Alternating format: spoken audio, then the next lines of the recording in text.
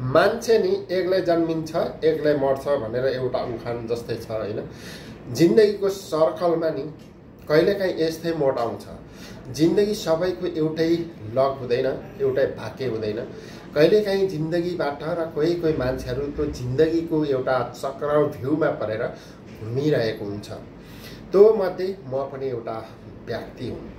प्रयास गर्छु सफल हुनुको लागि, तर असफलको बाटोतिर ज्यादा ध्यान जान्छ र जुन मैले सोचेको कुराहरू त्यो मेरो जुन चक्रव्यूहबाट अन्तै जान्छ। किन भन्दाखेरि सायद जन्म र कर्म र जिन्दगीले कुनै कुनै मोडमा आएर त्यो सङ्घर्ष गर्नु नसकिने, त्यसलाई त्याग्नै नसकिने र त्यसलाई छोड्नै नसकिने खालको एउटा जिन्दगीमा रचना रच्छ। त्यो रचनालाई कसरी पार गर्ने त भन्ने सायद प्रिपेयर सबसे दिमागमा, माइन्डमा र मनमा र मस्तिष्कमा हुनु जरुरी छ। सफलता र असफलताको बाटो तपाईँ र मैले नै कोर्नुपर्छ।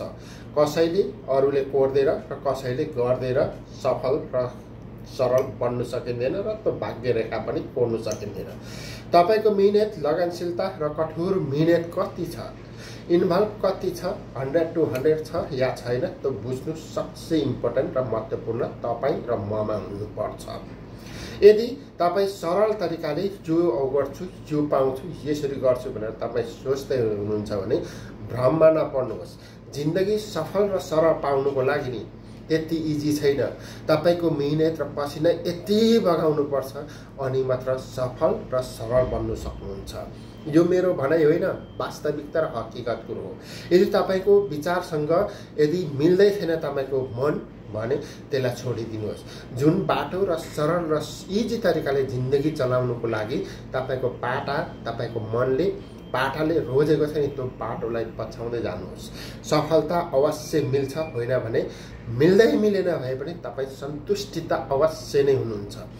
एउटा भनाइ छ नि, जिन्दगीमा तपाईको लक्ष्यप्रति आफै अगाडि बढ्नुपर्छ। अरूले बढाइदिएर कहिल्यै पनि सफल र सरल बन्नुहुन्न है। यो म भन्छु तपाईहरूलाई, सबसे इम्पोर्टेन्ट तपाईको लाइफ छ र तपाईँ हुनुहुन्छ स्वयं। तपाईको जिन्दगीलाई कसरी चलाउने त्यो कुरा तपाईले जिम्मेवारको साथ निभाउनुपर्छ र गर्नुपर्छ, अनि मात्र सरल र सफल बन्नु सक्नुहुन्छ है। जिन्दगी त्यति सरल छैन। सामाजिक सञ्जालमा हेरेको जस्तो हुँदैन। हाम्रो जिन्दगी कता न कता अल्झिएर हामी सफल हुँदै छैनौँ। त्यो बाटो छोडेर नयाँ बाटो रोज्नुहोस्। कोही मान्छेले तपाईलाई साथ दिँदै छैनन् भने त्यस्ता व्यक्तिलाई पनि छोडिदिनुहोस्। चाहे आफन्त होस्, चाहे आफ्नै होस्, चाहे आफन्त होस् या पराई होस्, जोसुकै होस्। तपाईको लक्ष्यप्रति अवरोध गर्दैछ र तपाईको लक्ष्यप्रति खडा हुँदैछ भने पन्साएर आफ्नो बाटोलाई रोज्नुहोस्।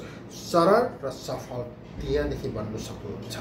लाइफको स्टोरी गर्नुको लागि तपाईँ स्वयं मजबुत हुनुपर्छ र सफल हुनुपर्छ, अनि मात्र तपाईको इन फ्युचरलाई सायद केही मात्रामा टेवा दिन्छ।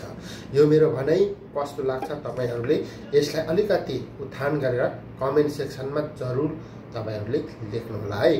हस्त बाबाई 2082 सालको फेरि पनि पूर्ण शुभकामना सम्पूर्ण नेपाली दाजुभाइ तथा दिदीबहिनीहरूलाई है त। हस्त।